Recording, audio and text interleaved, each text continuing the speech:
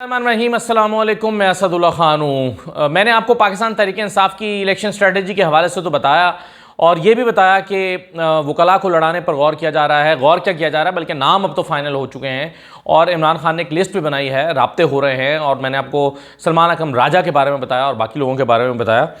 और अब नवाज शरीफ साहब के भी अपने मसाइल हैं।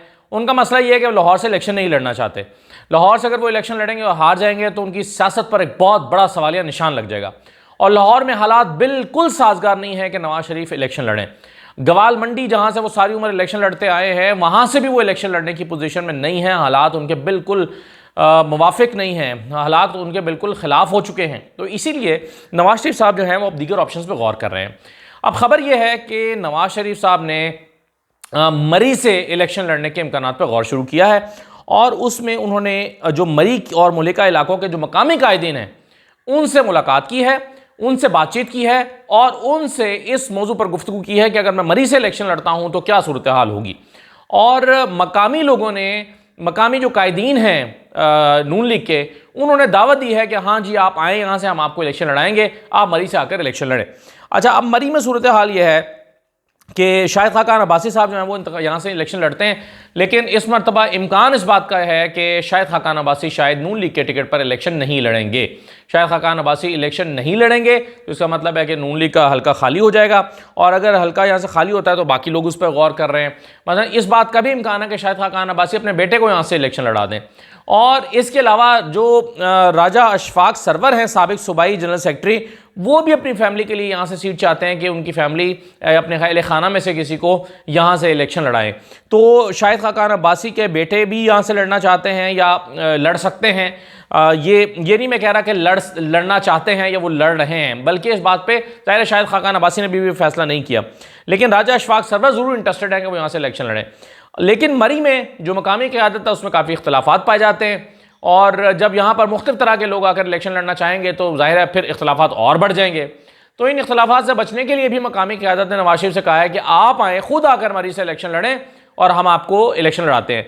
अब नवाज शरीफ पहले ही हल्का ढूंढ रहे हैं और पहले ही वो कह रहे हैं कि मैं लाहौर से इलेक्शन ना लड़ना पड़े और कहीं और से इलेक्शन लड़ लूँ, पहले ही वो हल्का ढूंढ रहे हैं। तो इसी वजह से जो नवाज शरीफ हैं वो इस बात पर गौर कर रहे हैं कि वो मरी से जाकर इलेक्शन लड़ें और वहाँ पर उनके लिए आसान रास्ता पैदा हो। इस बात का भी हातमी फैसला नहीं हुआ, लेकिन बहरहाल जो अब चंद हल्के नवाज शरीफ के ज़ेरे गौर हैं, मेरा ख्याल है ज़ाती तौर पर कि शायद सरगोदा से भी वो लड़ने में दिलचस्पी रखते हों, वहाँ से पहले भी शायद वो लड़ चुके हैं और इसी तरह से यहाँ मरी से भी दिलचस्पी रखते होंगे, तो वो अभी हल्के ढूंढ रहे हैं।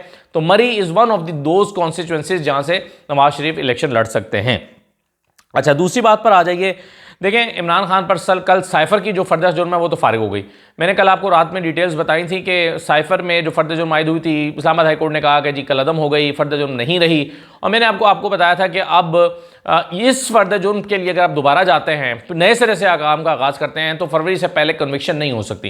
यानी पहले कोशिश थी कि दिसंबर में कन्विक्शन हो जाए, लेकिन अब फरवरी से पहले अगर कन्विक्शन करनी है, इमरान खान को सज़ा देनी है, तो उसके लिए इस केस में साइफर में तो ये मुमकिन नहीं है। तो जाहिर है इसके लिए फिर जो इंतज़ामिया है उसको ढूंढना पड़ेगा कोई ऐसा केस जहां पर आसानी से फर्द जुर्म आयद हो जाए और वहां पर जो है वो उस जल्दी कन्विक्शन भी हो जाए। वो अब एक केस बचता है तौहीने इलेक्शन कमीशन का। तौहीने इलेक्शन कमीशन पर काफ़ी दिनों से तारीखें पड़ रही हैं, इसलिए कि फ़र्द जुर्म आयद करने के लिए इमरान खान को या मुलजिम को अदालत के रूबरू मौजूद होना ज़रूरी होता है। इमरान खान को बुला रहे हैं लेकिन इमरान खान को लाया नहीं जा रहा, बताया जाता है कि नहीं सिक्योरिटी कंसर्न्स की वजह से उनको लाया नहीं जा सकता। अब इमरान खान सिक्योरिटी कंसर्न्स की वजह से नहीं लाए जा सकते, इसीलिए तो जेल में ट्रायल हो रहा था। जेल में ट्रायल हो नहीं सकता क्योंकि अदालत का फैसला आ गया है।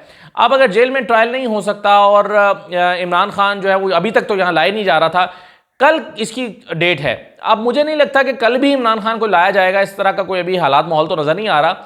लेकिन बहरहाल कल अगर इमरान खान आ जाते हैं या लाए जाते हैं तो कल उन पर फर्द जुर्म आयद हो जाएगी। यानी जिस भी दिन इमरान खान को इंतजामिया ले आती है इलेक्शन कमीशन के सामने, उसी दिन फर्द जुर्म आयद हो जाएगी। तो ये अब एक केस बचा है जिस पर इंतजामिया ने तवज्जो दे दी है कि जी इसमें इमरान खान पर फर्द जुर्म आयद की जा सकती है तौहीन इलेक्शन कमीशन में, कि जी इमरान खान ने इलेक्शन कमीशन की तौहीन की है। यानी अब कोई और केस तो ना करप्शन केस साबित हो रहा है, ना साइफर, ना गद्दारी, ना साजिश, ना कुछ और।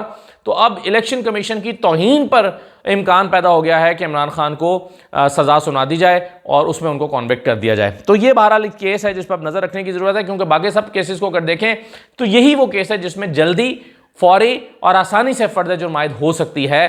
तो मेरा ख्याल है कि ये अब एक केस जो है वो हमें इस पर नज़र रखने की ज़रूरत है। अच्छा जी, देखिए, फजल रहमान साहब की नवाज शरीफ साहब से मुलाकात हुई थी कल। अब इस मुलाकात से निकला क्या? मेरी अंडरस्टैंडिंग ये है कि इसमें से कुछ भी नहीं निकला।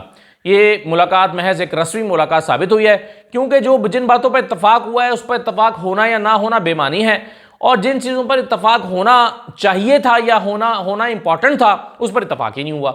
मसलन मौलाना फजल रहमान साहब ने और नवाज शरीफ साहब ने इस बात पर इत्तफाक किया है कि साबिका 1.5 साल इत्तेहाद के मौलाना फजल रहमान ने तजवीज़ दी है कि साबिका जो 1.5 साल इत्तेहाद था उसके अंदाज में आगे बढ़ा जाए। यानी जैसे हम 1.5 साल इत्तेहाद बना के आगे चल रहे थे, अब भी इलेक्शन के लिए इत्तेहाद बना कर ही आगे बढ़ा जाए। ज़ाहिर है मौलाना अपने चक्कर में है, मौलाना चक्कर में है कि जी मेरा दाव लग जाए, क्योंकि उनको पता है उनकी हालत बहुत ख़राब है। वो कहते हैं ज़रा मुझे भी साथ लेकर चलो यार, मेरी भी हालत पतली है तो मुझे साथ लेकर चलो। तो उन्होंने 1.5 साल इत्तेहाद के अंदाज में आगे बढ़ने की तजवीज़ दी है। और फजल रहमान साहब ने कहा कि मुल्क जिन मसाइल में है, एक जमात तमाम मसाइल हल नहीं कर सकती, इसलिए मुल्क के मसाइल हल करने के लिए तमाम लोगों को मिलकर आगे बढ़ना चाहिए। और एक चीज़ पर इत्तफाक हुआ है। अब ये देखें कितनी इंपॉर्टेंट चीज़ पर इत्तफाक हुआ है। इत्तफाक हुआ है कि मुस्तकबिल में मिलकर चलना चाहिए, यानी मुस्तकबिल में मिलकर चलने पर इत्तफाक हुआ है। तो ये तो एक ऐसा होम्योपैथिक सा जुमला है, सॉरी फिर होम्योपैथिक मेरे मुंह से निकल गया, होम्योपैथिक वाले माइंड कर जाते हैं। ये तो एक ऐसा जुमला है बेज़र सा कि जिसका ना किसी को फ़ायदा ना नुकसान है। हाँ जी मिलकर चलना चाहिए, चाह ठीक है जी मिलकर चलना चाहिए, ये वो है, मिलकर चलने पर इत्तफाक हो गया है। ये जैसे हम कहते नहीं है कि जी मुल्क की अहम उमूर पर गुफ्तगू की गई, ये उसी तरह का है जिसमें कोई खबर भी नहीं होती और खबर का पेट भी भर जाता है कि मुस्तकबिल में मिलकर चलने पर इत्तफाक हुआ है। लेकिन जो इंपॉर्टेंट चीज़ थी, जो मैं कह रहा था कि जिस पर होना चाहिए था इत्तफाक, उस पर नहीं हुआ। वो क्या कि सीट एडजस्टमेंट या इंतखाबी इत्तेहाद पर मजीद मुशावरत होगी। यानी सीट एडजस्टमेंट करनी है, इंतखाबी इत्तेहाद करना है, इस पर कोई बात नहीं हुई, कोई इत्तफाक नहीं हुआ। तो जिस पर इत्तफाक हुआ है उसकी इंपॉर्टेंस ही नहीं है, और जिसकी इंपॉर्टेंस है उस पर इत्तफाक राय हो नहीं सका। खैबर पख्तूनख्वा ये तजवीज़ अलबत्ता मेरा ख्याल है कि काफ़ी अच्छी दी गई है नवाज शरीफ को, उस पर वो मान भी सकते हैं कि खैबर पख्तूनख्वा और बलोचिस्तान में सीट एडजस्टमेंट करें JUI के साथ, यानी नून लीग अपने कुछ सीटें JUI के लिए छोड़ दे और वहां पर उनको सपोर्ट करे। उसके नतीजे में मौलाना कहते हैं कि वो पंजाब में इनकी गैर मशरूत हिमायत का पूरे पंजाब में ऐलान कर देंगे। अच्छा, अब इसमें देखें, इस बात को नवाज शरीफ इसलिए मैं कह रहा हूं मान सकते हैं कि जिन हलकों में नून लीग वाकई कमजोर है, उनको पता है यहाँ सीट हम जीत ही नहीं सकते, तो चलो मौलाना को सपोर्ट करो तो मौलाना शायद सीट निकाल लें। ऐसे हलकों में तो सीट एडजस्टमेंट कर सकते हैं, खैबर पख्तूनख्वा में नवाज शरीफ उनको सपोर्ट दे सकते हैं। लेकिन बहरहाल जहां पर उनके अपने तगड़े बंदे हैं या जहां पर वो इलेक्शन लड़ते हैं नून लीग वाले, बलोचिस्तान में अभी नए लोग शामिल हुए हैं, तो वहां तो सीट एडजस्टमेंट वो नहीं करेंगे फजल रहमान साहब के साथ। अलबत्ता पंजाब में अगर फजल रहमान सपोर्ट दे भी देते हैं तो क्या फ़र्क पड़ता है, पंजाब में क्या वोट बैंक है फजल रहमान का, आम हालात में नहीं है तो इन हालात में तो बिल्कुल नहीं हो सकता। तो इसलिए इससे फ़र्क नहीं पड़ता कि पंजाब में मौलाना फजल रहमान, उनकी फॉलोइंग ही नहीं है वहाँ पे। पंजाब में अगर नून लीग को सपोर्ट कर भी देते हैं तो क्या होगा। तो बहरहाल इसके बावजूद मुझे लगता है कि अगर नवाज शरीफ चाहें तो कुछ मखसूस नशस्तों पर मौलाना फजल रहमान को सपोर्ट करके तो ये हिमायत कहने को तो हासिल कर ही सकते हैं, उसका बाद में असर हो या ना हो। अच्छा जी, एक और चीज़ है कि अमरीकी सफारतकार अडयाला जेल कल गए हैं और उसकी बड़ी खबरें कल चलती रही हैं कि अडयाला जेल अमरीकी सफारतकार क्या करने गए हैं, क्योंकि अडयाला जेल में इमरान खान भी हैं, शाह महमूद भी हैं, और लोग परवेज़ इलाही भी हैं, फवाद चौधरी भी हैं, लेकिन सबसे इम्पॉर्टेंट आप जानते हैं कि इमरान खान है। तो इस पर कुछ दिन पहले खबरें भी चली थी, परवेज़ इलाही ने कहा भी था कि इमरान खान से गैर मुल्की मिलने के लिए आते हैं। लेकिन कल अमरीकी सफारतकार अडयाला जेल गए, क्यों गए, क्या इमरान खान से मुलाकात करने के लिए गए? मैंने इसको चेक करने की कोशिश की है, मेरे सोर्सेस ये बताते हैं कि ऐसी कोई बात नहीं है, इमरान खान से मुलाकात का कोई मामला नहीं था। ये वो गए थे महज जो वहाँ पर एक कत्ल का मुल्ज़िम है ज़हीर जाफ़र, जिसने एक अपनी दोस्त का जो है वो गला काट दिया था।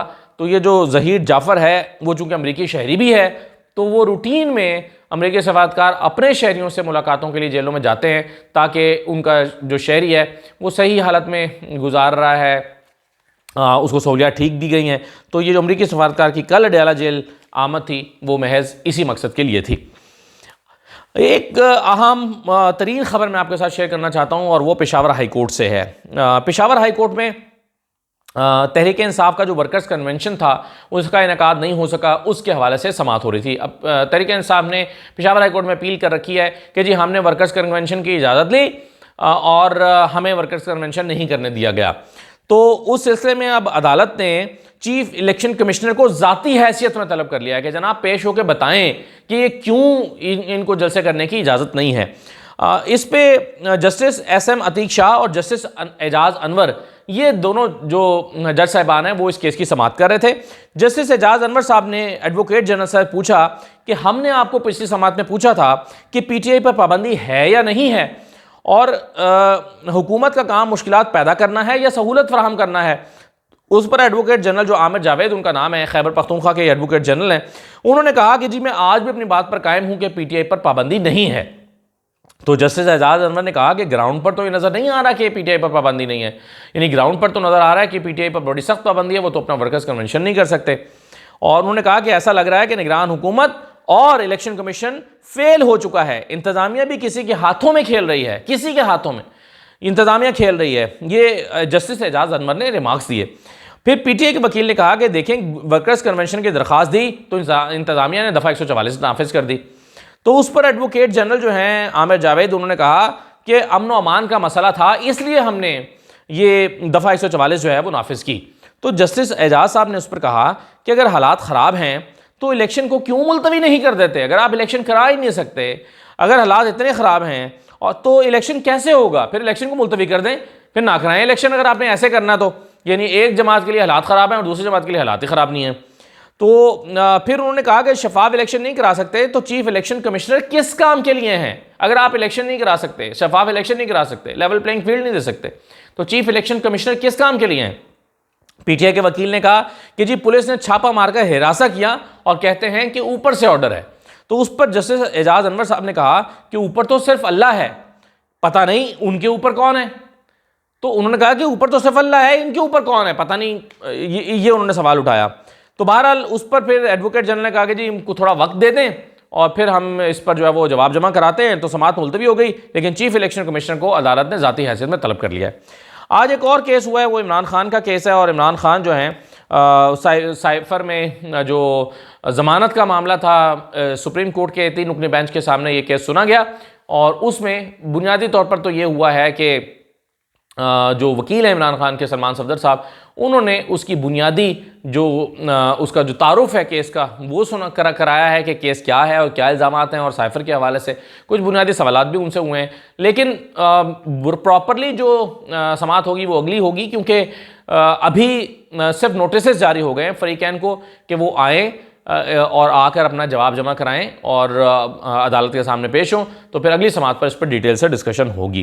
तो आज उसमें कोई काबिल ज़िक्र चीज़ नहीं हुई, इसलिए मैं उस पर डिटेल से बात नहीं कर रहा। लेकिन बहरहाल जो पेशावर हाई कोर्ट का मैंने आपको बताया वो इम्पॉर्टेंट है। और इसके अलावा नवाज़ शरीफ साहब का इलेक्शन के लिए हल्के की तलाश इम्पॉर्टेंट है। तो ये कुछ अपडेट्स थी, बाकी बातें रात में होंगी। इजाज़त दीजिए, अल्लाह हाफ़िज़।